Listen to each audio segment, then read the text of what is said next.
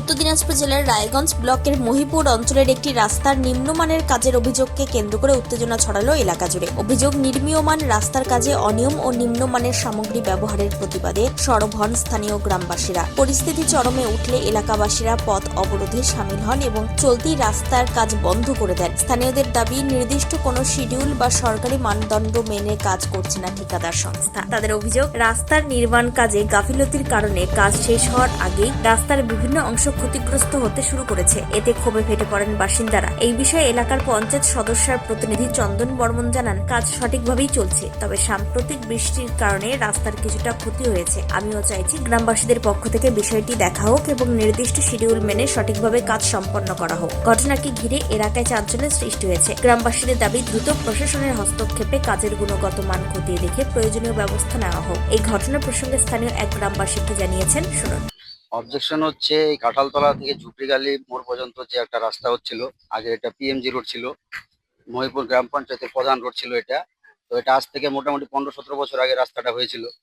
তো এই রাস্তাটা অনেকদিন যাওয়ার পরে তো রাস্তাটার ক্ষয়ক্ষতি হইলো। যাই হোক, এবার আবার স্যাংশন আসছে রাস্তাটার। তো যেভাবে শিডিউলে লেখা আছে ওইভাবে এখানে কোনো রকম কাজই হয়নি। একে তো বলেছিল যে 12 mm পাকুড়ের চিপস দিয়ে স্টোন দিয়ে কাজ করা হবে, তার উপরে কালভার দেয়নি।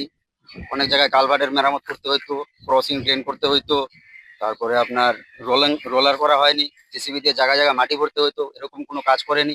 তো আমাদের এখানকার মেম্বার সাহেব যে আছে, তিনটা বুথের রাস্তা, এটা আমাদের তিনটা বুথের রাস্তা। মেম্বারগুলো যে আছে, ভবেশ চন্দ্র দাস, চন্দন বর্মন ও সীতা সিং, এরা মেম্বার যে রয়েছে, এরা শিডিউল দেখেছে কিনা আদৌ আমরা জানি না। তো ওরা বলেছিল যে না, রোলিং এর কোনো ব্যাপার নেই, রোলারের কোনো ব্যাপার নেই, এটার উপরে ঢালাই রাস্তা হবে।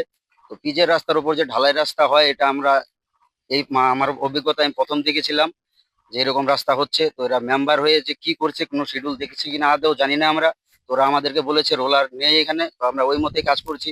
তো আজকে আমাদের কিছু পাড়ার লোকজন দাদারা বলছে না, এইভাবে রাস্তা হবে না, পেট বিশালি উঠে যাচ্ছে। কালকে ঢালাই করেছিল, রাতে প্রচন্ড বৃষ্টি হওয়ার কারণে রাস্তায় এখনই ভেঙে পড়ে গেছে। তো ওরা বলছে শিডিউল দেখবে। তো আজকে শিডিউল দেখার পরে দেখতেছে শিডিউলের মধ্যে এরকম এরকম কাজ রয়েছে। তো এরকম কোনো কাজ ওরা করেনি। এর জন্য এদের দাবি, কাজটা পুনরায় আবার নির্মাণ করা হোক।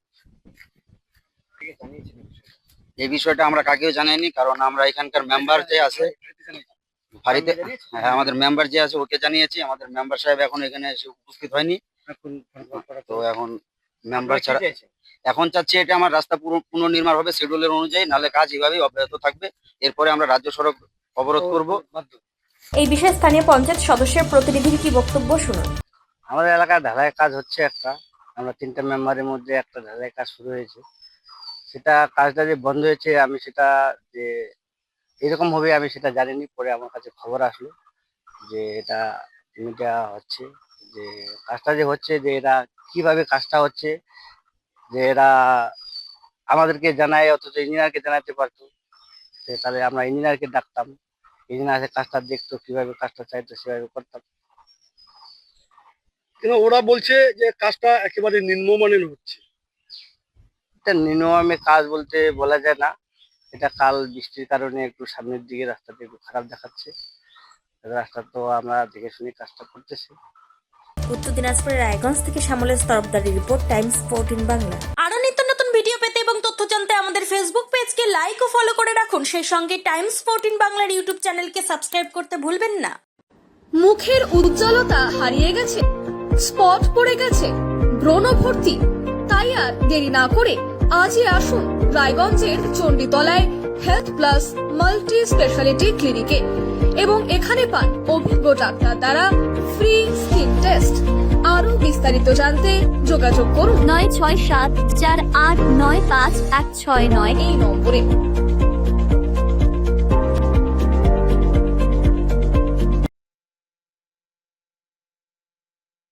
আজ তোমার বিয়ে সাজলো নতুন সাজে।